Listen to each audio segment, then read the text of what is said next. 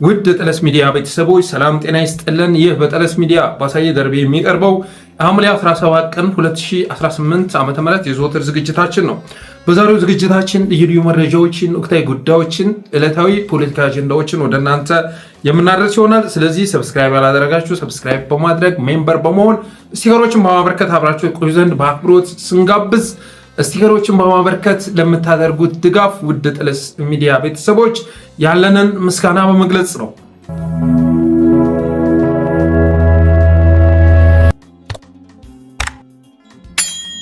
የመጀመሪያው ርዕሳችን ጠለስ ሚዲያ ሲሰራባቸው የነበሩ ጉዳዮችን ይመለከታል። ርዕስ ሲያደርጋቸው አጀንዳ ሲያደርጋቸው የነበሩ ጉዳዮችን ይመለከታል እና ባለፉት 3 ዓመት በጠለስ ሚዲያ ስንሰራባቸው የነበሩ ጉዳዮች አሁን ላይ ፍሬ እያፈሩ ይገኛሉ። ፍሬያቸው ደግሞ በንግግር ብቻ ሳይሆን በተግባር የተደገፈ መሆን ችሏል። ልዩነትን በመዝራት ስልጣን ላይ መቆየት የሚፈልግ አገዛዝ ካለ መፍትሄው አንድነትን መስበክ ነው። አንድነትን ማቀንቀን ነው። ልዩነትን በመፍጠር ህዝቦችን በማቃቃር ስልጣን ላይ መደላደል የሚፈልግ አገዛዝ ካለ መፍትሄው አንድነትን መስበክ ነው፣ የልዩነት ምንጮችን ማድረግ ነው በሚል አስተሳሰብ ባለፉት 3 ዓመታት እየተዘለፍን እየተሰደብን ተላላኪዎች እየተባል አንድ ርዕስ በማድረግ መዝለቅ ችለን ነበረ። ይኸውም ርዕስ የሰሜኖች ጥምረት የሚል ስያሜ የተሰጠው ነው። የሰሜኖች ጥምረት በሰሜኖች ተጀምሮ ሌሎችን የሚያቅፍ አደረጃጀት ያስፈልጋል። ከሀገር የሚሰፋ ምድር የለም። በትንንሽ ጉዳዮች ላይ ስንጨቃጨቅ ትልቋን ሀገር እያጣን ነው። ከሁሉም ውጭ እየተደረግን ነው። ከኢኮኖሚውም፣ ከፖለቲካውም፣ ከሃይማኖታዊ ጉዳዮችም ጭምር ተጠራርገን እንድንወጣ እየተደረገ ነው። በፊት ቱሪስት ወደ ኢትዮጵያ ሲመጣ በቅድሚያ የሚጎበኘው ሰሜኑን ክፍል ነበር። አሁንሳ ያንን ሁሉ ለማደብዘዝ ጥረት እያደረጉ ይገኛሉ። አብይ አህመድ ከሰሞኑን በኤአይ በሰራው ምስል ላይ የአክሱምን ሐውልት ሰነጣጥቆ አሳይቶናል። ይሄ ዝም ብሎ በኤአይ የተሰራ እንዳይመስላችሁ ምኞቱን ነው ይፋ ያደረገው። አክሱም ሐውልት ቢንኮታኮት ላሊበላ ቢፈረርስ አብይ አህመድ ደስታውን አይችለውም። ዛሬ አይታችኋል። ብሔራዊ አካባቢ ያለው የንግድ ባንክ ህንፃ በጃንሆይ ዘመን የተሰራው ማለት ነው። የንግድ ባንክ ህንፃ እንዳይታይ ከፊቱ የዘበኛ ቤት እየሰራበት ይገኛል።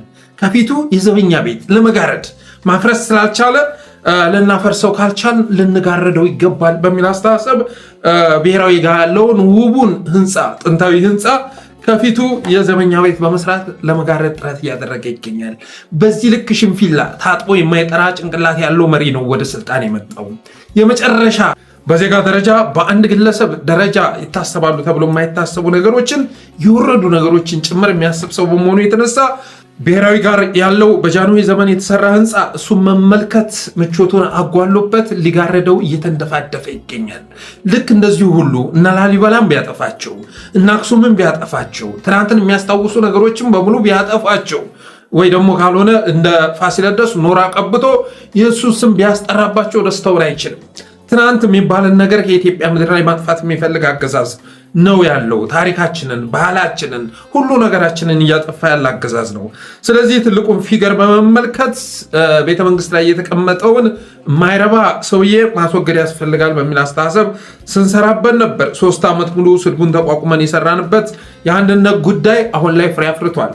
አሁን ላይ በግልጽ በሚታይ ሁኔታ ፍሬ አፍርቷል። በትግራዮችም በኩል እየተቀነቀነ ይገኛል። እስካሁን ድረስ በአንድ ወገን ነበር በብዛት ሲቀነቀን የነበረው። አሁን ግን በትግራዮችም በኩል አጀንዳው ወደፊት እየመጣ ይገኛል። በተግባርም እየተሰሩ ያሉ ነገሮች አሉ። በጣም በቅርብ ጊዜ ውስጥ ደግሞ በተግባር ግንባር ላይ ጭምር ጎን በጎን ተሰልፈው አንዳንድ አቅጣጫዎችን ሲሰጡ ማየታችን የሚቀር ጉዳይ አይደለም። ይህንንም የተረዱ የኦህዴድ ሰዎች ስኳዶች ራስ አርበኛ ዘመነ ካሴ ሞንጆሪኖን አዝሎ ወደ አዲስ አበባ ሲያመጣ የሚያሳይ ምስል በኤአይ አቀናብረው ለቀዋል። በኤአይ ኦህዴድ ብቻ ሳይሆን ስኳዶችም እየተቀባበሉት ይገኛሉ። ትለፍ ያለሽ እንጂ አትከብሪያት ብሏል አርበኛው። ትለፋት አለህ እንጂ የተጀመረውን ጥምረት አታፈራርሳት በፍጹም። አይነህ እያየ ትናንትና ስትሳለቅበት የነበረው ጉዳይ ዛሬ ለፍሬ ሊበቃ ተቃርቧል። ምንም አታመጣም። ምንም ማለት ነው። ምንም ልታመጣ አትችልም። በተረፈ ማናዛይ ማንታዛይ እንደሆነ ነገ የምናየው ነው የሚሆነው። ወንድሞቻችን መታዘልም አይፈልጉም፣ ማዘልም አይፈልጉም። እንደዚህ አይነት አስተሳሰብ ያለው አማራ በአሁኑ ዘመን ላይ የለም። በኩልነት ታግለን እኩል ድል እናደርጋለን የሚል አስተሳሰብ ነው አማራዎች ጋር ያለው። ስለዚህ ይሄ መሸነፍ የፈጠረው መንፈራገጥ ነው። አሁን ላይ ጥምረቱ አይቀሬ መሆኑን የተረዱ ከትግራይም በኩል አስፈሪ እንቅስቃሴዎች እየተደረጉ መሆናቸውን የተረዱ በሙሉ መንፈራገጥ ጀምረዋል። ሰርገው ገብተው የነበሩ ፋኖ ሲጫወቱ የነበሩም ጭምር አሁን ላይ ሲንፈራገጡ እያየን ነው። ግን የፈለገ ትንፈራገጣታለህ እንጂ ፋኖም ውስጥ አለሁ የሚለው የትኛውም የአማራን ትግል ደግፋለሁ እያለ ከውስጡ ነው ሲቦረቡር የነበረው። በአማራ ስም ሲንቀሳቀስ የነበረ አማርኛ ተናጋሪ ሁሉ ቢጮህም የሚፈርስ ጥምረት አይኖርም። አባቴ ሁላችንም የህልውና ትርኢት አጋጥሞናል፣ አደጋ አጋጥሞናል። ወሬ አይደለም፣ በተግባር እያየው ነው። እላያችን ላይ የእሳት አረር ሲደፋ እያየ ነው። ቀሳውስቶቻችን በድሮን ሲደበደቡ እያየ ነው። ዓለም በቃይ ብሎ እንኳ መመንኮስ የማይችልበት ሁኔታ ሲፈጠር እያየ ነው። በድሮን የተገደለ ቤተሰባቸውን ሊቀብሩ ጉድጓድ ሲቀፍሮ የነበሩ ቤተክርስቲያን ሄደው ጉድጓድ ሲቀፍሮ የነበሩ አባቶችና እናቶች እኮ ተረሽነው የቆፈሩ ጉድጓድ ውስጥ ተቀብረዋል። ይሄን አታውቅም? የዛሬ ዓመት አካባቢ እንደዚህ አይነት ግፍ ተፈጥሯል። ስኳድ የተቀፈቀፈበት ደቡብ ጎንደር አባታቸውን ጎጇቸው ውስጥ እንዲቀብሩ ተገደዋል። ይሄን አታውቅም? ሚኒሻ ሆኖ አባት አርበኛ ሆኖ ትግል ተቀላቅሏል የተባለን ሰው ቤት ውስጥ ረሽነው ቤት ውስጥ እንዲቀብሩ ልጆቻቸውን አስገድደዋቸዋል። እንደዚህ አይነት ግፍ እየተፈጸመ ነው።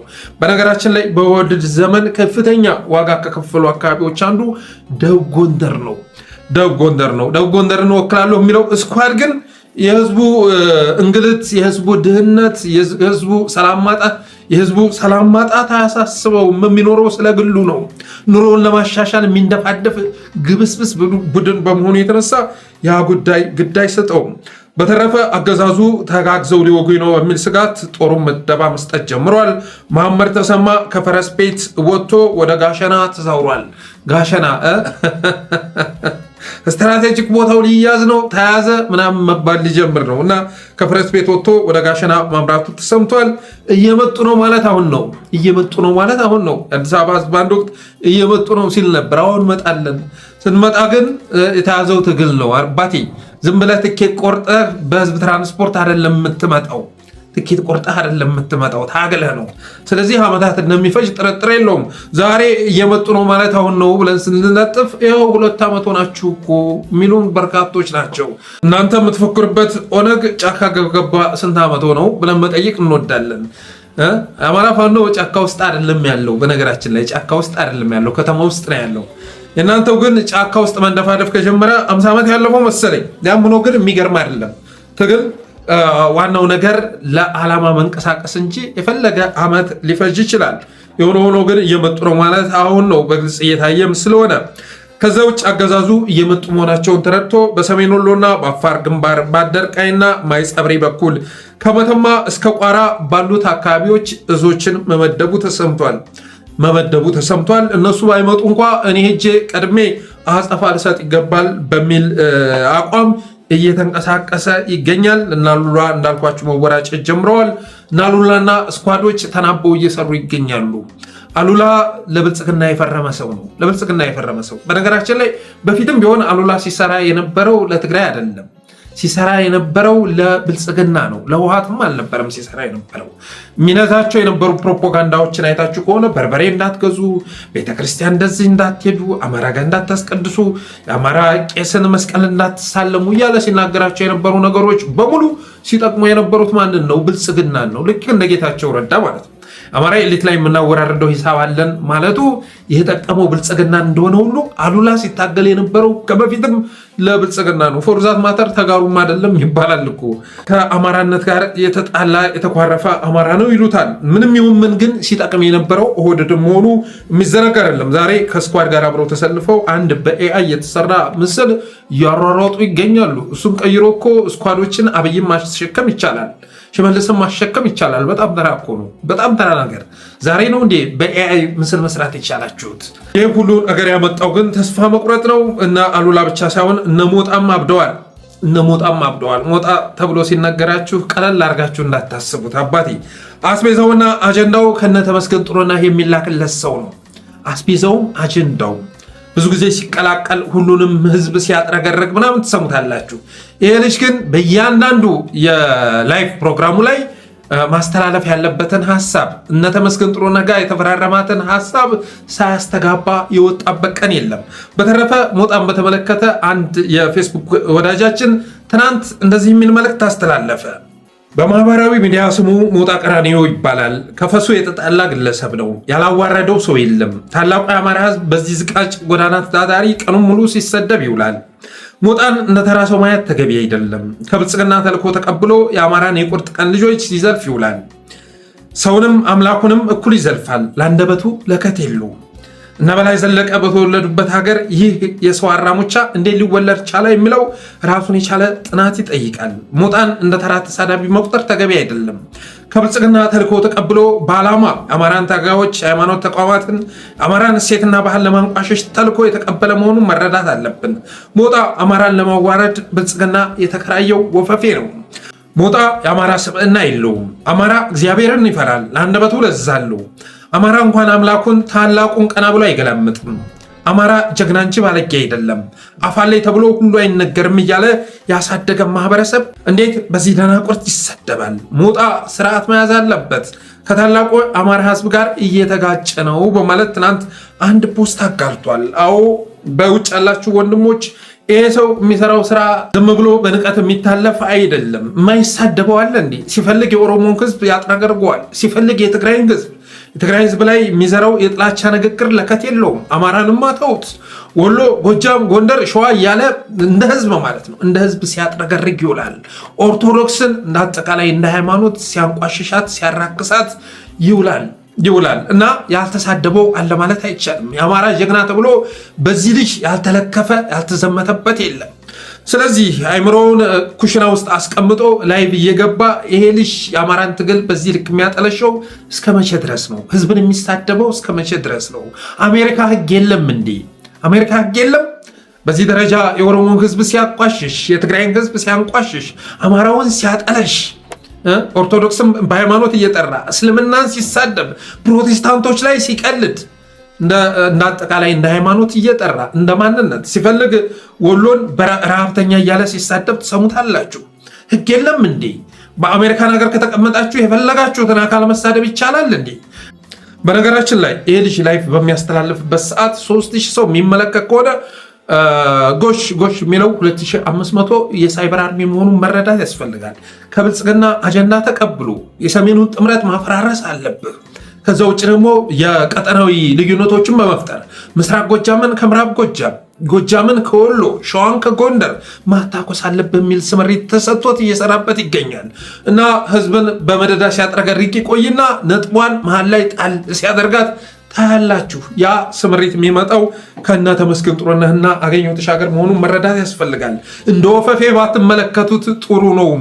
እንዴ የህግ ተጠያቂነት የለም እንዴ? ማአት የቪዲዮ ሪከርድ ነው ልሰጣችሁ እችላለሁ። ማአት ማለት ነው። ይሄ ልጅ ያልተሳደበው ሃይማኖት አለ፣ ያልተሳደበው ማንነት አለ። ዛሬ ደግሞ ትግራዮች ላይ ከባድ ዘመቻ ከፍቶባቸዋል። አማራ ባለህበት በእያንዳንዱ ቦታ ላይ ኢትዮጵያን ለማፈራረስ መስራት አለብህ እያለ የሚቀሰቅስ ግለሰብ እኮ ነው። ኢትዮጵያን ለማፈራረስ መስራት አለብህ። አንዱ ህዝብ በአንዱ ህዝብ ላይ ሲያነሳሳ ነው የሚውለው። እና አሜሪካን ሀገር ህግ የለም። ወንድሞች ይህን ጉዳይ በትኩረት መከታተል መቻል አለባችሁ፣ ማየት አለባችሁ። ልጅ የሚናገረው ነገር እውነት አይደለም፣ በታሪክ እውነት አይደለም። የሞጣ ትግል ውስጥ የየትኛውም አካባቢ ኢንተረስት የለም። ያለው የራሱን ህይወት ማሻሻል ነው። የራሱን ህይወት ለማሻሻል በሚቀበለው ክፍያ ግን ብዙ ጀግኖችን እያጠለሸ ይገኛል። ብዙ ህዝቦችን እያንቋሸሸ ይገኛል። ሃይማኖቶች ላይ እየዘመተ ይገኛል። ስለዚህ በትኩረት ልታወት ይገባል። እንደ ጅል እንደ ወፈፌ አክሰንቱን እየቀያየረ ሊጫወት አይገባም። ከዚህ በላይ ሊቀልድ አይገባም ማለት እወዳለሁ።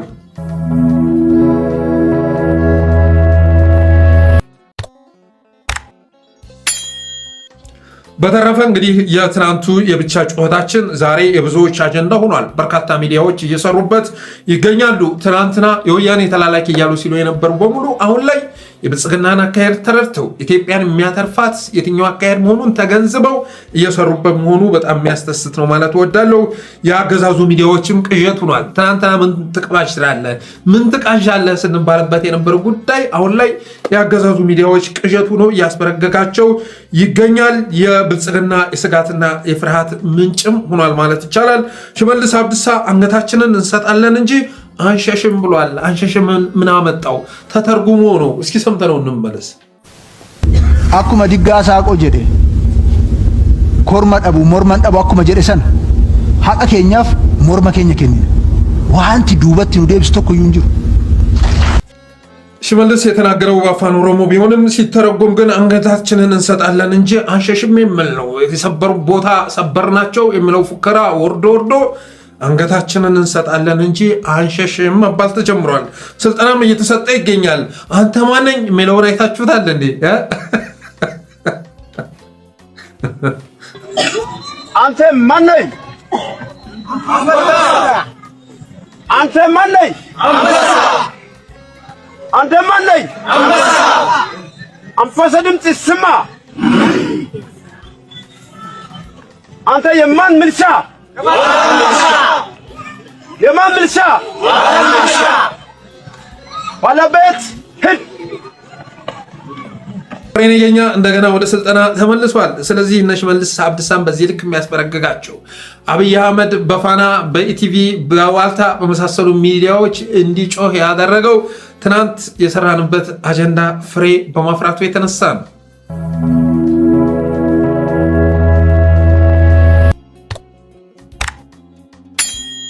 ሌላው አቶ አማኑኤል አሰፋ የትግራይ ክልል ምክትል ፕሬዝዳንት የሚገርም መልእክት አስተላልፏል። የሚገርም መልእክት የህወሓት ማዕከላዊ ኮሚቴ አባል አቶ አማኑኤል አሰፋ በአማራ ክልል ቤተክርስቲያን ተፈጽሟል ስላሉት ጥቃት የሚከተለውን መልእክት አስተላልፈዋል። ኢላማውን የጠበቀ ጥፋት ይላል ርዕሱ። ብልጽግና በአማራ ክልል በኦርቶዶክስ ተዋሕዶ ቤተክርስቲያን ገዳማውያን ላይ ያካሄደው የድሮን ጥቃት በአጋጣሚ ኢላማውን በሳተ ስህተት የተፈጸመ ሳይሆን ሆን ተብሎ ኢላማውን ጠብቆ እንዲገድልና እንዲያወድም በተተኮሰ ሰይጣናዊ ተልዕኮ የተፈጸመ ነው አለ። ብልጽግና ቤተክርስቲያንን በብሉይነት ፈርጆ የሁላችንም ታሪክና ቅርሶች በመሰረዝና በማፍረስ ማንነት አልባ ህዝቦች ሊያደርገን የተነሳ ክፉ ጠላት ነው።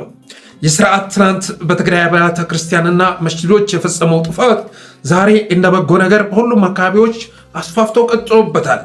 የህዝብ ጸር የሆነ ስርዓት የጊዜ ጉዳይ ካልሆነ በስተቀር በአንድ አካባቢ የጀመረው የጥፋት ሴራ ቀስ በቀስ እንደ ሰደድ እሳት ወደ ሁሉም አካባቢዎች ማጋባቱ ግድ ነው፣ ያምነው እየሆነ ያለው በማለት አቶ አማኑኤል አሰፋ የሚገርም መልእክት አስተላልፏል። የሚያምርብን ይሄ ነው። ትግራይ ላይ ደብር ሲወድም መሳለቁ አይደለም። አማራ ምድር ላይ ተመሳሳይ ነገር ሲፈጸም በእኛ ያደረጋችሁት እኮ ነው፣ በላይነሽ አመድ የተኮሰችው እኮ ነው እያሉ አጸፋ መመለሱ አይደለም። ጠቃሚው ነገር ከትናንት ስህተት መማር መቻልና መተባበር መቻል ነው። ስለዚህ አማኑኤል አሰፋ ላስተላለፈው መልእክት ያለን ምስጋና መግለጽ እንወዳለን። በተረፈ ግን አቶ አማኑኤል የህዝብ ጸር የሆነ ስርዓት የጊዜ ጉዳይ ካልሆነ በስተቀር በአንድ አካባቢ የጀመረው የጥፋት ሴራ ቀስ በቀስ እንደ ሰደድ እሳት ወደ ሁሉም ማጋባቱ ግድ ነው በማለት አርቲክሉን ቢቋጨውም በእኔ በኩል ግን ያ ሰደድ እሳት መጨረሻ ላይ የሚበላው ለኳሹን ነው ብዬ አምናለሁ። ለኳሹን ነው። የተለያዩ አካባቢዎችን ሰዎች በሃይማኖታቸው በማንነታቸው የተነሳ እያጠቃ ስልጣን ላይ የሚቆይበት ሁኔታ ሊኖር አይችልም። ይህም የመሸነፍ ውጤት መሆኑ መታወቅ መቻል አለበት። በተረፈ ዛሬ ተግባራዊ እየተደረገ ያለው አብይ አህመድ ሲቀሰቅሰው የነበረ ጉዳይ ነው። እዚህ አዲስ አበባ ገዳም ውስጥ ወታደር ሲያሰለጥኑ ያገኘናቸው በርካቶች እኮ ናቸው። ጎጃም እኮ አይደለም ሲያሰለጥኑ ያገኘናቸው እዚሁ አዲስ አበባ ነው እያለ ሲናገር ነበር።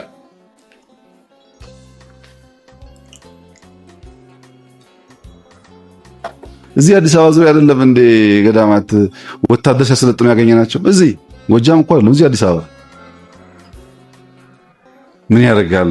በገዳም በቤተክርስቲያን ወታደር ማሰልጠን፣ ግድያን፣ ገዳይን ማዘጋጀት ምን ያደርጋል? እንዳሰማችሁት ነው። እዚህ አዲስ አበባ ገዳም ውስጥ እኮ ነው ወታደር ሲያሰለጥኑ ያገኘናቸው። ጎጃም እኮ አይደለም፣ ቤተክርስቲያኗ እኮ ገዳይ እያሰለጠነች ነው በማለት ሲፈርጃን ነበር። ስለዚህ ዛሬ የብልጽግና የሳይበር ሚሊሻ እየመጣ ስትመታ ቀሳውስት ንጹሐን እያልክ አታልቅስ፣ ቀሳውስቱ ናቸው የፋኖን ትግል እየደገፉ የሚገኙት።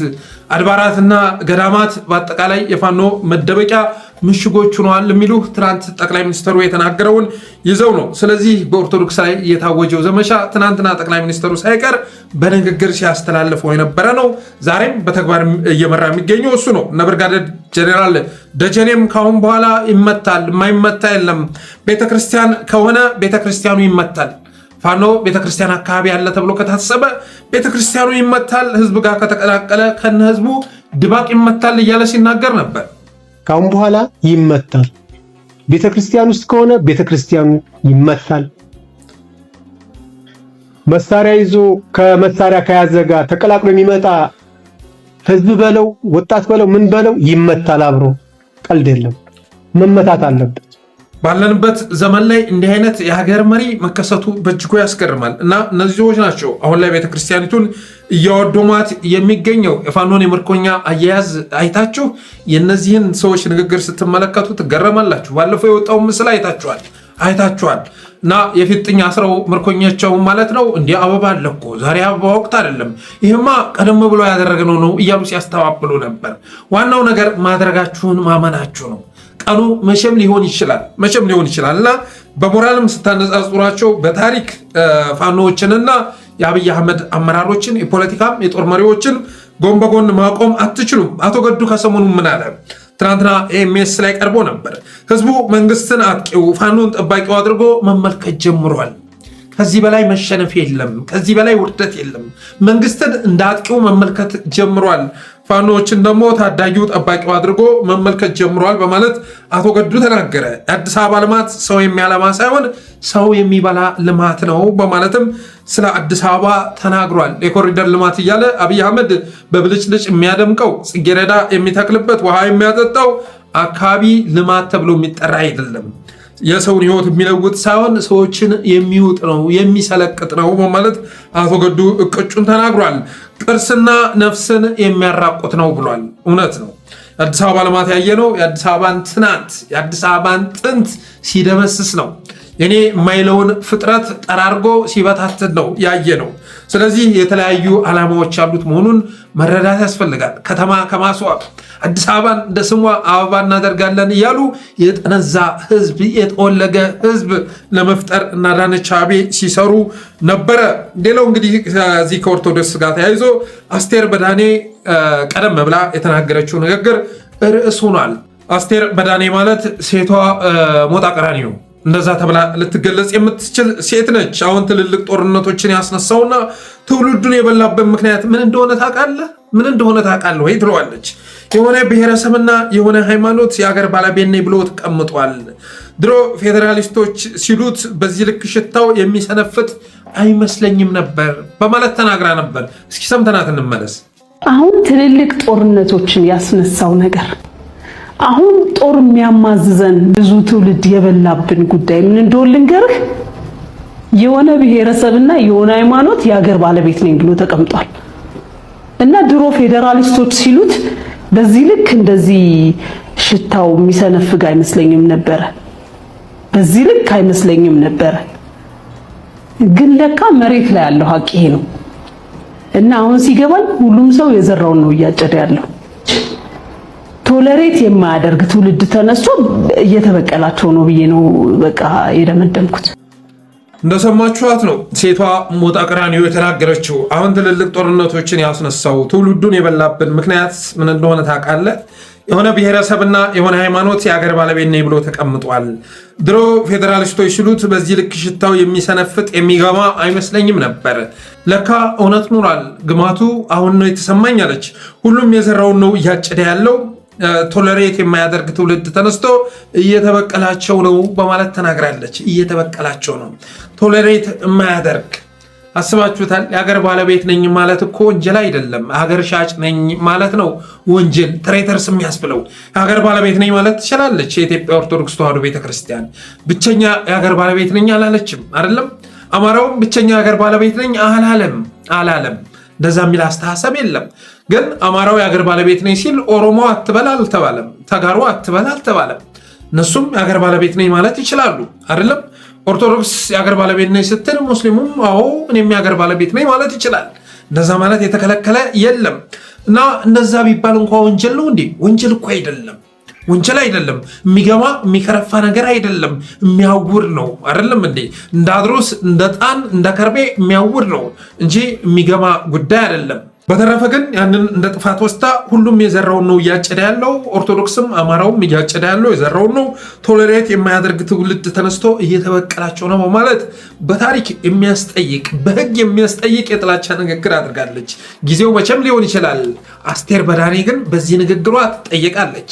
በዚህ ንግግሯ በእርግጠኝነት ለህግ እናቀርባታለን።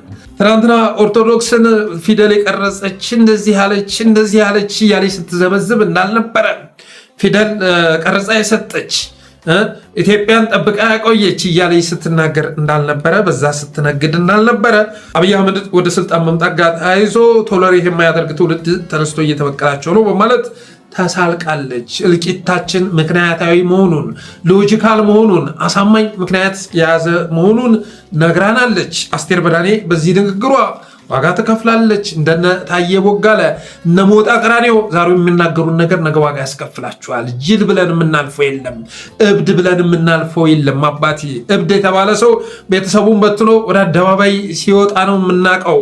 ቤተሰቡን ሸክፎ በአግባቡ እያስተዳደረ የቤተሰቡን ኑሮ ለመለወጥ ህዝብን የሚበጠብጥ በሃይማኖት በማንነት የሚያጫርስ ንግግር የሚያደርግ ህዝብን የሚያረክስ እና የሚያንቋሸሽ ንግግር የሚያደርጉ ሁሉ ነገ ዋጋ መክፈላቸው የሚቀር አይደለም። በተረፈ አስቴር በዳኔ በአንድ ወቅት ስለ ባለቤቷ ስትናገር ኢየሱስን ስለተቀበልኩ ጥሎኝ ሄደ፣ ጌታን ስቀበል አቧራዬ አልፈልግሽም ብሎኝ ሄደ በማለት ተናግራ ነበር። አይመስለኝም። ምክንያቱም ብታጣሪ ጥሩ ነው። ምናልባትም ለአንድ ሃይማኖትና ለአንድ ማንነት የሰጠሽውን የሽታ ጉዳይ ጎንበስ ብሎ ራስ ላይ መፈለግ ተገቢ ነው። ችግር ሊኖር ይችላል። የሚያውቀውን ነገር ነው አይደል ሰው የሚሳደበው፣ እላው ላይ ያለውን ነገር ነው ለሌሎች የሚሰጠው። ስለዚህ ራስን መሰለል ያስፈልጋል። እንዲህ አይነት ባህሪ ተይዞ እንደዚህ አይነት ባህሪ ህዝብን እንደ ህዝብ በዚህ ልክ የሚያዋርድ እና ካላት ሴት ጋር እንዴት አብሮ መኖር ይቻላል? ከባድ እኮ ነው፣ በጣም ከባድ ነው።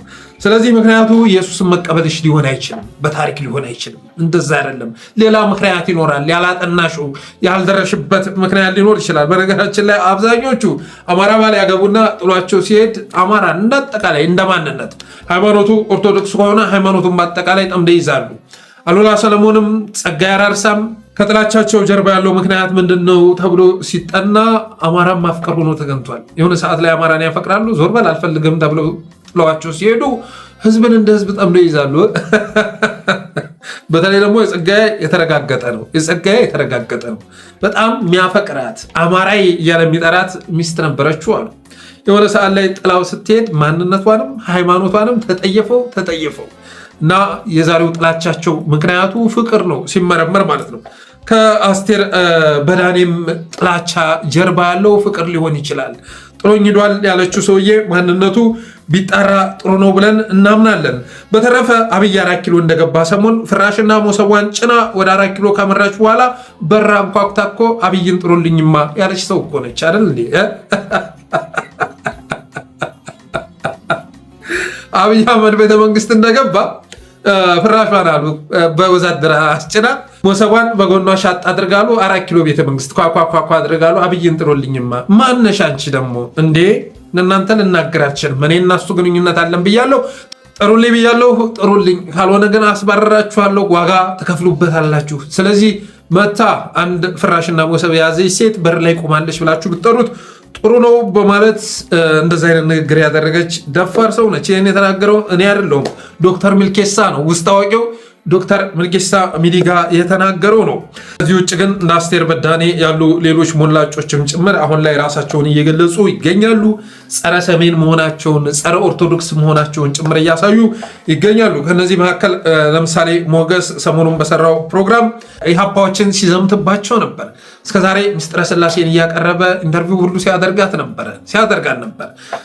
ትብብር ለኢትዮጵያ አንድነት ምናምን ውስጥ እየገባ አንዳንድ ነገሮችን ሲያደርግ ነበር። ትብብር ለኢትዮጵያ አንድነት ውስጥ ግን የገባው ሊሰልል ይመስለኛል። ምክንያቱም አገዛዙ አጣብቂኝ ውስጥ ሲገባ ታኮ ከሚያደርጉ ሰዎች መካከል አንዱ ሞገስ ነው። አይደለም እንዴ? ታኮ ይዞ ሲመጣ ብዙ ጊዜ አይቼዋለሁ። በጣም አጣብቂኝ ውስጥ ሲወርቅ አደጋ ሲያንዣበበበት እሱን ሊታደጉ ከሚመጡ ሰዎች መካከል አንዱ ሞገስ ነው። ሁለተኛው አንዱዓለም ኢዜማን የተቀላቀለው አንዱዓለም ቡኬቶ በቆቱ ብሎ ቀየረው መሰለኝ አባቱን ስም። አንዱዓለም ቡኬቶም በተመሳሳይ መልኩ በፊት ኢትዮጵያኒስት ነበር ሲጫወት የምናውቀው። የሆነች ፓርቲ ለመመስረት ጥረት አድርጎ ነበረ እና አገዛዙ አጣብቂኝ ውስጥ ሲገባ ታኮ ይዘው ከሚመጡ ሰዎችም መካከል አንዱዓለም ቡኬቶና ሞገስ ዘውዱ ተጠቃሽ ናቸው ማለት ይቻላል። እስከ ሰሞኑን የኢሃፓን መግለጫ በተመለከተ ምን አለ? መግለጫው የህወሓት ነው አለ። ፖለቲካል ሱሳይድ ፈጽመዋል አለ። ፖለቲካል ሱሳይድ በራሳቸው ላይ ፈጽመዋል። ህወሓት እንኳን በዚህ ልክ አልደፈረንም፣ ጤናማ ፓርቲ ይሄን አይሰራም በማለት በጽኑ ሲያዋግዘው ታይቷል። በተመሳሳይ መልኩ እነ ሙጂብ አሚኖም ትናንትና የእስር ትእዛዝ ሲያስተላልፉ ነበር። በህግ አምላክ ብለናል፣ በቁጥጥር ስር አውሉልን፣ በቁጥጥር ስር አውሉ።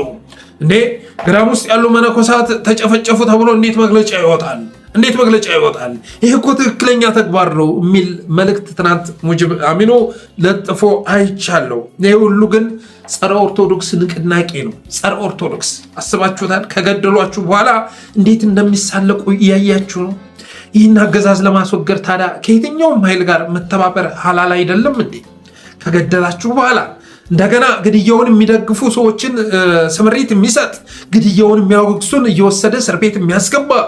ባለፈው አርሲ ላይ ተጨፈጨፈን ሲባል እኮ እስር ቤት አዲስ አበባ ላይ የታሰሩት እኮ እነ ሳልሳዊት በላይነህ ናቸው አይደለም? ድምፅ በመሆናቸው የተነሳ ቀሳውስትን ነበር ሲያስር የነበረው። ሰሞኑን ደቡብ ላይ እንደዚሁ ኦርቶዶክሶች ተጨፍጭፈዋል። ቤተክርስቲያን አሰሩም በሚል አስተሳሰብ ጥቃት ተፈጽሞባቸዋል። መግለጫም ጭምር ወጥቷል። በኢትዮጵያ ኦርቶዶክስ ተዋሕዶ ቤተክርስቲያን በሀዲያና ስልጤ ሀገረ ስብከት በአመካ ወረዳ በበተራ ሆምቡያ ቀበሌ ልዩ ስሙ ታችኛው በተራ በሚገኘው በሰማዕቱ ቅዱስ እስጢፋኖስ ስም በታነጸው መቃኛው ቤተክርስቲያን እና በምዕመናን ላይ ጥቃት ተፈጽሟል። በዚህም ጥቃት በ6 ኦርቶዶክሳውያን ላይ ከፍተኛ የአካል ድብደባ መድረሱን የሚያሳይ ቪዲዮም ጭምር ወጥቷል። መግለጫም ጭምር ወጥቷል። እና ስልጤ ዞን ላይ እንደዚህ አይነት ነውር የሚያስፈጽሙት እነ ሙጂብ በአማራ ክልል ላይ በገዳም ላይ በተተኮሰ የድሮን ጥቃት መነኩሴዎች መገደላቸውን እናወግዛለን በማለቱ የተነሳ ኢሃፓ ይታሰርልን፣ አባላቱ መታሰር አለባቸው የሚል ቅስቀሳ ማድረጋቸውን አጠናክረው ቀጥለዋል። እናት ፓርቲም ዛሬ ባወጣው መግለጫ ይህንን ጥቃት አውግዟል። መፍትሄው ግን ኦርቶዶክስ ባትከበር እንኳ በዚህ ልክ ልትናቅ አይገባም ብሎ መንቀሳቀስ ነው። የእምነት መሪዎች ባዕዳኖች መሆናቸውን መረዳት ነው። አብዛኛው የኢትዮጵያ ኦርቶዶክስ ተዋሕዶ ቤተክርስቲያን የእምነት መሪዎች ባዕዳኖች መሆናቸውን መረዳት መቻል ነው። ይህም በማለት ያዝናሉ፣ ግን ሀቅ ነው። አብዛኞቹ ከባዕዳን የሚለያቸው የባዕዳን ፊት ጺማቸውን ሙልጭ አድርገው ተለያይተው ሌጣ መሆናቸው ሳይሆን አባቶች የሚባሉት ደግሞ በጺም የተሸፈኑ መሆናቸው ነው። እነዛኞቹ ፎቶ ሲነሱ ብዕር ጨብጠው ነው ፎቶ የሚነሱት። ብዙ ጊዜ አይታችሁ ከሆነ እኒኞቹ መስቀል መያዛቸው ነው። ከዛ ውጭ ግን ለራሳቸው ምቾት ሲሉ፣ ለራሳቸው ድሎት ሲሉ ባዕዳን ህዝቡን አሳልፎ ክልሉን አሳልፎ እንደሰጠ ሁሉ የኦርቶዶክስ አባቶች ደግሞ ምዕመናኑንም ቤተክርስቲያኑንም አሳልፎ ሰጥተዋል ማለት ይቻላል። ትናንት ወዳ ወጥቶ በነበረ መረጃ መሰረት ኦሮሚያ ላይ ያሉ ኦርቶዶክሳውያን ቁጥር 4% ነው 3% ነው የሚል መረጃ እነ ሙጂብ ሲያሰራጩ ነበር፣ እነ አህመዲን ሲያሰራጩ ነበር። 3% ቀርቶ 1% ሊሆን ይችላል። ግን ቤተክርስቲያኗን የተቆጣጠረው ደግሞ ማነው ብለህ ስታሰብ ያ 1% ወክላለሁ ብሎ የሚለው እና አቡነ ሳዊሮስ መሆናቸውን ትረዳለህ። ዛሬ እኮ አማርኛ ተናጋሪ የኦርቶዶክስ ሃይማኖት አባቶች አማራዎች ተብለው እኮ ተባረዋል አይደለም? ኢትዮጵያ ኦርቶዶክስ ተዋሕዶ ቤተክርስቲያን አማራ የትግራይ ተብላ የምትሰጥ አይደለችም። ኢትዮጵያ ነው ታይትሏ፣ ኢትዮጵያ ነው። ሌሎችም በኢትዮጵያኒስት አስተሳሰብ የሚንቀሳቀሱ ቢሆኑም እነሱን አባራ የተቆጣጠሩት ግን 1% ህዝብ እንወክላለን የሚሉ ናቸው አይደል እንዴ? ዛሬ አዲስ አበባ ላይ እኮ ኦርቶዶክስን የተቆጣጠሯት እነዛ ሰዎች መሆናቸውን መረዳት ያስፈልጋል። ውሰደን እንዳንል ቅጣት አስፈራን፣ አኑረን እንዳንል ኑረን ምን አፈራን፣ ጸሎቱ ጠፍቶናል በፈለግከው ምራን በማለት ፈንታ መሪ መርጦ እገዘን ማለት የተሻለ ነው። መሪህን ትመርጥና በትክክለኛ መስመር ላይ ተሰማርተህ አምላክ ሆይ አንተ ትግላችንን እገዝ ብሎ መጠየቅ ነው። ከዛ ውጭ ግን ውሰደን እንዳንል ቅጣት አስፈራን፣ አኑረን እንዳንል ኑረን ምን አፈራን፣ ጸሎቱ ጠፍቶናል በፈለግከው ምራን ማለቱ ትርጉም የለውም ማለቱ እንወዳለን።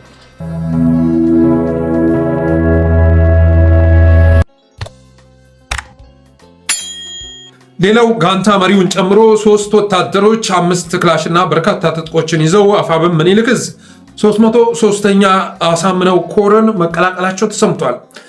3 ወታደሮችና ጋንታ መሪያቸውን ጨምሮ ማለት ነው 5 ክላሽና በርካታ ትጥቆችን ይዘው አፋብም ምኒልክ ዕዝ 303ኛ አሳምነው ኮርን መቀላቀላቸውን እዙ ያወጣው መረጃ ያመለክታል። ቲፒኤፍ በሚል ስያሜ የሚታወቁት እና የሐራ መሬት ተዋጊዎች መካከል በአንድ ቀን 85 ከርተው ወደ ትግራይ መግባታቸውም እንደዚሁ የደረሰ መረጃ ያመለክታል።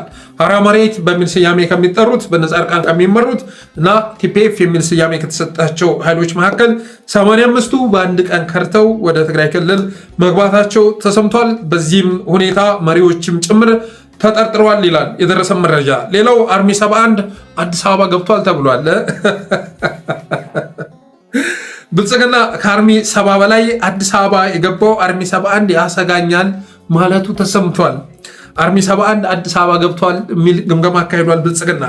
አርሚ 71 ማለት በነጻርቃን በነጌታቸው የሚመራ መሆኑ ነው።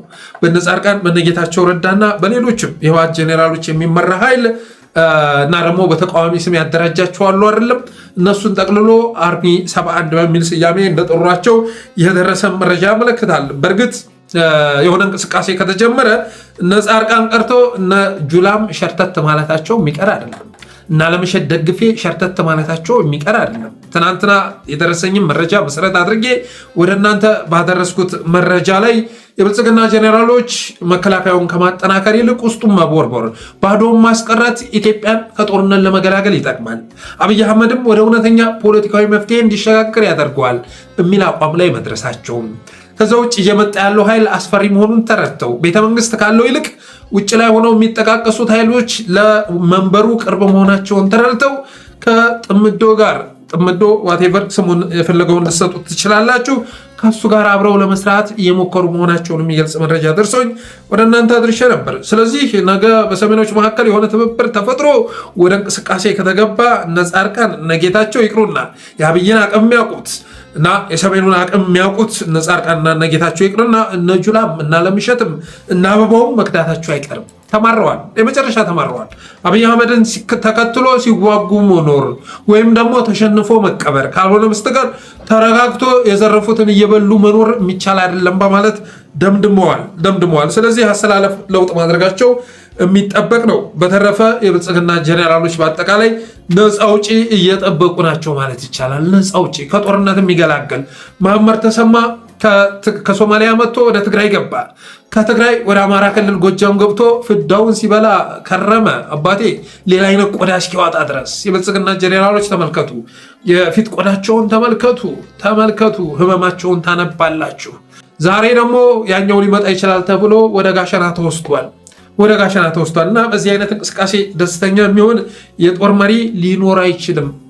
ለዛም ነው ብልጽግና አርሚ 71 አዲስ አበባ ላይ ተመስርቷል። አርሚ 71 ለሌሎች ያዘጋጀ ነው፣ እኛ ላይ ሊተኩስ ስለሚችል ጥብቅ ክትትል ማድረግ ያስፈልጋል።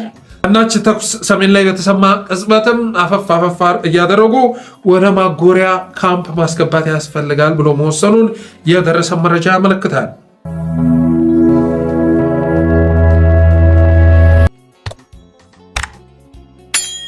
ሌላው እንግዲህ ስለ ምክክሩ ነው። ሀገራዊ ምክክር እንበለው የብልጽግና ምክክር ፕሮፌሰር መስፍን ለኢትዮጵያ ችግር መፍትሄዎች ባናፈልቅ እንኳን ምክክርና ኮሚሽን የተባሉ 2 ልጆችን አፍርተናል እያለ ነው። ዛሬ አንዲት ከቤንሻንጉል የመጣች ልጅ ህፃን ልጅ ወልዳልናለች። ስሙም ኮሚሽን ተብሏል። በጣም ደስ ብሎናል። ስለዚህ በቀደም ምክክርን አገኘን፣ ዛሬ ኮሚሽንን አገኘን። ስለዚህ ቀስ እያሉ ሁሉም ክልሎች አዲስ አበባ ላይ አንዳንድ ስጦታ እየሰጡን መሄዳቸው የማይቀር ነገር ነው በዚህ በ30 ቀንና ይህንን ነገር መክፈቻውም ላይ ብየው ነበር። ይህ ደስ የሚያሰኝ ነው። እንግዲህ እንደሰማችሁት ፕሮፌሰር መስፍን እርካታ የሚሸምትበት ጉዳይ ይህንን ይመስላል። አባቴ አንድ ምክክር ኮሚሽነር ተብሎ የተሾመ ሰው በእንዲህ አይነት ነገሮች እርካታ ከተሰማው ዋጋም የለው። ኮሚሽንና ምክክር ተወለዱ። አጠቃላይ ሲጠራ ምክክር ኮሚሽን የሚል ስያሜ የተሰጣቸው ወንድና ሴቶች መወለዳቸው አስደስቶኛል፣ እርካታ ስሜት ፈጥሮልኛል እያለ ይገኛል። በተረፈ በአንድ ወቅት የኢትዮጵያ ችግር ከህገ መንግስቱ የሚቀዳ ነበር አይደለም። በአንድ ወቅት የጭቅጭቃችን ምንጭ አንቀጽ 39 ነበር። አንቀጽ 39 ኢሹ ነበር፣ ባንዲራ ርዕስ ነበር፣ አናታራኪ ጉዳይ ነበር፣ መዝሙር የጭቅጭቅ ምንጭ ነበር። የኢትዮጵያ ብሔራዊ መዝሙር የጭቅጭቃችን ምንጭ ነበር። አሁን ችግሩ አንቀጽ 39 ወይም ህገ መንግስት አይደለም። አሁን የኢትዮጵያ ችግር ለየትኛውም ህግና አንቀጽ ግድም አይሰጠው፣ የትኛውንም ህግ መተግበር የማይዳዳው፣ ለየትኛውም አንቀጽ ታማኝነት የሌለው ጨፍጭፎና ዘርፎ የማይጠገብ ግብስብስ ቡድን ወደ ስልጣን መምጣቱ ነው። አብይ አህመድ መቼም በተጻፈው ህገ መንግስት አገር እያስተዳደረ ነው ብለህ ካሰብክ እስቅብሃለሁ ጌታዬ። በታሪክ አብይ አህመድ ህገ መንግስቱን አንብቦት አያውቅም። እንኳን ሊተገብረው ይቅርና አንብቦት አያውቅም። ስለዚህ የኢትዮጵያ ችግር ለየትኛውም ህግ ለየትኛውም አንቀጽ ግድ የማይሰጣቸው አንቀጽ 39 ቢሰረዝ እንኳ ታላቋ ኦሮሚያን ማሰባቸውን እንዲያቆሙ ልታደርጋቸው ትችላለህ እንዴ? በታሪክ ልታቆማቸው አትችልም። ስለዚህ ለየትኛውም ህግና አንቀጽ የማይገዛቸው ጨፍጭፎና ዘርፎ የማይጠገብ ግብስብስ ቡድን ወደ ስልጣን መምጣቱ ነው። አጀንዳው ከመዝሙር ወደ ለቅሶ ተሸጋግሯል። አባቴ ምንናዚም ሳይሆን ለቅሷችንን እንዴት እናቆም የሚል ሆኗል። ከዝማሬ ወደ ለቅሶ ተሸጋግሯል። ባንዲራ ሳይሆን አገር ነው። አገር ሲኖር እኮ ነው ስለ ሰንደቅ ዓላማ ልታወራ የምትችለው። ሰንደቅ ዓላማ እኮ አገርን የሚወክል ነው አይደለም? እና አገር አለመኖሩ ተረጋግጦ ነው ዛሬ ላይ የህልውና ትግል ሊለኮስ የቻለው። ስለዚህ ጥያቄው አድጓል። እነዚህ ፕሮፌሰር መስፍን አሁን ላይ መግቢያውን ህገ መንግስቱን መግቢያ መቀየር፣ እኛ ብሔር ብሔረሰቦች የሚለውን እኛ የኢትዮጵያ ህዝብ ብሎ ማስተካከል እና ህገ መንግስቱ መግቢያ ላይ ያለውን ጸረ አማራ የሚመስል ንግግር ማስተካከል እሱ ሁሉ አሁን ላይ አልፎበታል። ከዛ አልፎ እኮ ህገ መንግስቱ መግቢያ ላይ ያለው ሰዎች ጭንቅላት ውስጥ ሰዎች ልብ ውስጥ ገብቶ ለዛውም በመሪዎች አንደበት ተቀንቅኖ ገዳማት እኮ እየተመዘበሩ ይገኛሉ። በድሮን እየተደበደቡ ይገኛል። ንጹሐን ጎጆ ላይ አሮር እየተደፋ ይገኛል። እሳት ረመጥ እየዘነበ ይገኛል። ትናንት ዘሪሁን ገሰሰ ምን የሚል ፖስት አጋራ መሰላቸው? አእምሯቸው የተደፈነው በስም ነው ወይስ በግንብ አለ። አገዛዙ የጦርነት ድግስ መጥመቁን አቁሞ ሀቀኛና ዘላቂ ሰላም የማያረጋግጥ ድርድር ይጀምር ለሚለው ፖስት ከሚሰጡ አስተያየቶች መካከል አለ። ምን ነው ጽንፈኛው ሰላም አልክ? ተቀጠቀጣችሁ እንዴ? ሳትጸዱ ንግግር የለም። የህወሓትና የሻዕቢያ ተላላኪ ሁላ መንግስታችን ከሽፍታ ጋር አይደራደርም፣ ይልቅ እጅ ስጡ፣ ዱላው በዛባችሁ መሰል የሚል አስተያየት ይሰጣል። ሁለተኛ ዓለም በቃይ ብለው የመነኮሱ መነኮሳት በድሮን ተጨፈጨፉ ብለህ ስትጽፍ ጽንፈኛው ሲመታ መነኮስ ያደረጋችሁት ዳስጣል ገና ምን አይታችሁ? የጽንፈኛው ዋና ምሽግ ነው የተመታው። ስትቀጥምሱ ጊዜ ሰላማዊ ዜጋ ንጹሐን እያላችሁ ትቀባጥራላችሁ። ቻሉት። ሞዓ ተዋህዶ ግንብ ገና ይፈራርሳል። ጀግናው ሰራዊታችን ግፋ። እናንተ ከቤተ ክርስቲያን ለምን አትወጡም? መልካም የለቅሶ ጊዜ ይሁንላችሁ። ሶስተኛ አለ እንትን በተባለ አካባቢ ይህን ያህል የጥምር ጦር አባላት ሲደመሰሱ ይህን ያህል ደግሞ ተማረከ የሚል ዜና ከሰራ ደግሞ ኤአይ ነው። በኋላ ጊዜ የተማረኩ እየለጠፋችሁ ቆይ ጠብቅ አንተ ትቀምሳለህ። መቼም ሀገር ውስጥ ሆነህ እንዲህ አትልም። ራሳችሁ ልብስ እየለበሳችሁ አተውኑ። የህዝባዊ ስብስብ ፎቶ ነው ይለሃል አለ። አራተኛ የፋኖ ኃይሎች ይህን ከተማ ተቆጣጠሩ ብለህ መረጃ ካጋራ ቀዳዳ ሁላ ከአንድ ሰዓት በኋላ ትወጣላችሁ። ሰራዊታችን ለስልታዊ ስትራቴጂ አውቆ ለቆላችሁ ነው። አዲስ አበባ ቀራችሁሳ። በላይነሽ አመዴ ስራዋን ትሰራለች። በየዋሻውና ገዳሙ ተደብቀ ከተማ ተቆጣጠርኩ ትላለህ። አንዳንዴማ ይሄ ረብጣ የሀገር ሀብት የሚፈስበትና ፌክ አካውንት ተፈልፍሎለት የሚሰመራው ያገዛዙ የሳይበር ሚሊሻ ሁሉ አእምሮውን ስብ ደፍኖት ነው ወይስ አዝማሾቻቸው አስቀድመው በአርማታ ሞልተውት ይሆን ብዬ አስባለሁ በማለት ወንድማችን ዘሪሁን ገሰሰ የሚገርም ሀሳብ አጋርቷል። ሆኖም ግን የብልጽግና የሳይበር ሚሊሻ ይህንን ሀሳብ የሚለጥፈው ከራሱ እያፈለቀ ሳይሆን ከላይ ከማዘዣ ጣቢያ እነ ዳንኤል ክብረት የሚልኩለት መሆኑ የሚታወቅ ነው። ዛሬ ኦርቶዶክስንም በዚህ ልክ ሰለባ ያደረጓት እነ ዳንኤል ክብረት መሆናቸው ይታወቃል። እነሱን ይዞ ነው አብይ አህመድ በእነሱ ምክር እየተመራ ነው ቤተክርስቲያኒቱም ላይ ጥቃት የሚያደርሰው፣ ዜጎችን የሚጨፈጭፈው፣ አገር የሚያፈራርሰው። ከአብይ ጥቃት ጀርባ የዳንኤል ክብረት ምክር እንዳለ ማወቅ ያስፈልጋል እላለሁ። በተረፈ ግን ጥያቄው አሁን ላይ አድርጎ የህልውና ጉዳይ ሆኗል፣ የሀገር ባለቤትነት ጉዳይ ሆኗል። አገር ይኑረን ወይስ አይኑረን ወደሚል ተሸጋግሯል። በህወሓቶችም በኩል አሁን ላይ እየተቀረቀረ የሚገኘው የወልቃይት ጉዳይ አይደለም፣ አባቴ የመሬት ጉዳይ አይደለም፣ የሀገር ጉዳይ ነው። ባለፈው ሞንጆሪኖ መታ የተናገረችው ነው እያንገበገባቸው ይገኛል። ፍትለወርቅ ነው የምትባለው አዲግራት ላይ ባደረገችው መድረክ ላይ የተናገረችው ነገር እየከነከናቸው ይገኛል። ስለ 4 ኪሎ ማውራቷ፣ ስለ አዲስ አበባ ማውራቷ ብልጽግና በኦላም ስም ኦላም ሊሆን ይችላል እነዚህ አይነት መግለጫ እንዲወጣ ያደረገ ነው። እኛን ጋልባችሁማ ፊንፊኔ ልትገቡ አትችሉም፣ በአውሮፕላን ካልሆነ በስተቀር የኦሮሚያ ምድር ረግጣችሁ ልትገቡ አትችሉም የተባለው ስለዛ ነው። የእኛ ምድር ረግጣ ልትገባ አትችልም የሚል መግለጫ ማውጣት ትችላለህ። ከዛ ውጭ ግን እንደዚህ አይነት የበሰበሰ ስርዓት ተሸክሞ ሊኖር የሚችል ኢትዮጵያዊ አይኖርም። በሰሜን ብቻ ሳይሆን ነገ በደቡብ ይመጣልሃል፣ በምስራቅ ይመጣልሃል። አባቴ አልተንገፈገፈ የለም። ኢትዮጵያ ውስጥ ሁሉም መሮታል። በእርግጠኝነት በብልጽግና ስርዓት ደስተኛ የሆነ 1% ነው ኢትዮጵያ ልታገኙ የምችሉት። ኢትዮጵያ ውስጥ 1% ኢትዮጵያውያን፣ እነዛም የብልጽግና ካድሬዎች ናቸው። ህዝብ እንደ ህዝብ ግን የኦሮሞ ህዝብም ዋጋ እየከፈለ መሆኑ ይታወቃል። ስለዚህ የአገዛዝ መወገዱ አይቀሬ ነው። በተረፈ ኢትዮ ፎረም ሰሞኑን ጠፍቷል። ምን ሆኖ ይሆን የሚለው ጉዳይ አሳስቦኛል። መቼም ኢትዮ ፎረም እኮ ብልጽግና ነውር በማጋለጥ ረገድ የእሱን ያህል ድርሻውን የተወጣ ሚዲያ አለ ብዬ አላስብም። ማንግባባባቸው ነጥቦች አሉ። ውድ ጠለስ ሚዲያ ቤተሰቦች ታስታውሳላችሁ። ኢትዮ ፎረምን ስተቸው ነበር በተደጋጋሚ ማለት ነው። በተለይ ደግሞ ትናንትና የአማራ ኤሊት ትግራይ ላይ አድርጎታል ብለህ የምታስበውን እሱን እየቀሰቀስክ በሰሜኖች መካከል ልዩነት መፍጠር የለብህም። አማራ ክልል ላይ የድሮን ጥቃት ተፈጸመ ካልክ በኋላ የአማራው ኤሊት ግን ትናንት ትግራይ ስትደበደብ በላይነሽ አመዴ ስራዋን ሰራች እያለ ይሳለቅ ነበር የሚለውን ዘገባ አቁሙ። ጻፍክበት፣ ብዙ ዘገባ ሰራህበት። አሁን ላይ ግን እየጠቀምክ ያለው ብልጽግና ነው። ስለዚህ ስለ ጥምረት እየተወራ ስለ ትብብር እየተወራ ባለበት ሰዓት ላይ የትናንትን ቁስል ማከክ ተገቢ አይደለም የሚል አስተያየት ስንሰጠው ነበር። አሁን ያ ጉዳይ ተስተካክሏል ብዬ አምናለሁ።